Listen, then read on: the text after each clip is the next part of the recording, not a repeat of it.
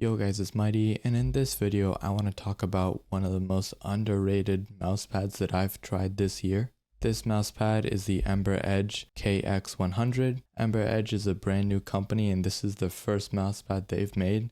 I think it's an amazing mousepad considering they've made no other mousepads. Before we get into the full review of this mousepad, I do want to say that EmberEdge did send this pad out to me for review, but none of my thoughts and opinions are influenced by that. Also, 95.6% of you guys are not subscribed to my YouTube channel, so if you guys could take a second and drop the sub if you are enjoying the review and gameplay content, it would mean the world to me. Now talking about the actual pad, this is a very controlled pad.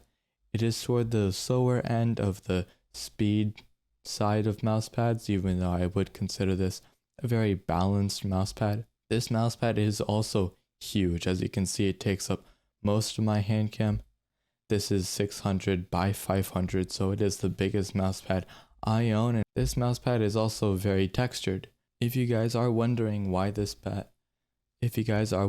why I'm not wearing my sleeve right now, since I do usually wear my sleeve, that is because the sleeve catches so much on this mousepad. No matter what sleeve I try that I own, both this one, the OG Skypad sleeve, as well as the Sora V1 sleeve, they both catch a lot on this mousepad. This pad is a lot more textured than what I'm used to. It's even more textured than the Aqua Control Plus or the Wallhack Reivew, which is already a very textured pad and something that I don't really like. Since it is also textured and I can't wear a sleeve, as you guys know me, I don't really like pads like this. I like the smooth, speedier pads, and when I can't use my sleeve, that basically takes the entire experience away from using a pad. If you guys don't mind not using a sleeve, or you already don't use a sleeve, I think this pad would be good for you since none of these minor gripes would affect you. Since this pad is on the budget end, it does surprise me that it has subsurface stitching. This stitching is very slightly below the surface, but is very noticeable when you do run your mouse over it.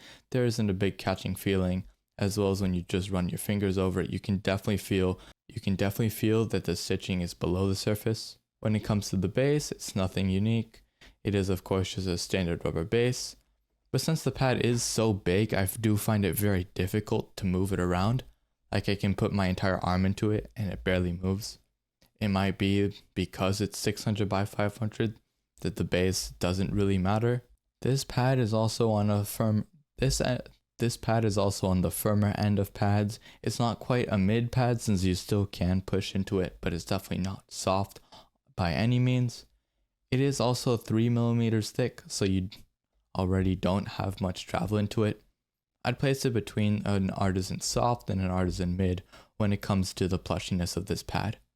This pad does have very fast rebound time, so if you do end up pushing into it, there won't be any of a slow rising feeling like there are on some of the other pads, like an Artisan Xsoft. And also the design on the pad itself, on the corner, is below the surface, so you don't feel it at all when you move your mouse over it. When it comes to the actual stitching quality and the overall production quality of this pad, I do think it's very high. I have very few minor gripes with the pad. Like over here on the side, there's a little bit of stitching issue, as well as on the top there's a little bit of fraying. But since this is the company's first pad and they're not very experienced, I will give them that. This pad does come in at a pretty middle range price point. It's $48 over on their website. I do think you get a lot for this pad, both from the size and the overall texture and surface feel. Now let's compare the surface of this pad to some of the pads I would consider to be in the similar range of speed. The first mousepad we're comparing the KX100 to is my custom Aqua Control Plus. When switching between these two surfaces, I do think that they're very similar in feel, since both of these are textured. However, the KX100 has a little bit more dynamic and static friction than the Aqua Control Plus does. Both of these pads are 3mm as well, so that doesn't impact the speed up. But overall, this pad does feel slightly slower when I'm just moving it around in circles, as well as in-game as well. The dynamic and static friction on the Aqua Control Plus is a little bit lower than the dynamic and static on the KX100. The final pad I'm going to be comparing the KX100 to is the GameSense Radar 3mm. This pad is one of the slowest pads on the market and the slowest pad I own personally, and I do think that slowness is justified when I'm comparing it to the KX100. The KX100 does have a little bit less static and dynamic friction than the Radar, but I do think that they're pretty close. The Radar is one of the pads that I would consider to be the slowest pad that is quote unquote usable for me, since it is very control and I don't like control pads at all. And since the KX100 is very similar in that slowness, just being a little bit faster, I do think that it is a little bit too slow for me. The surface feel on both these pads aren't identical at all. While the Radar is a smooth pad, this pad is of course very textured.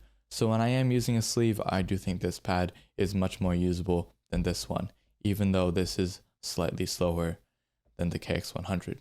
Well, that wraps up my thoughts on the EmberEdge KX100. I do think this is a pretty good pad for its price, considering it is the first pad from EmberEdge. If you guys do want to check out this pad, I will have it linked down in the description below. Thank you guys so much for watching. Until next time, peace.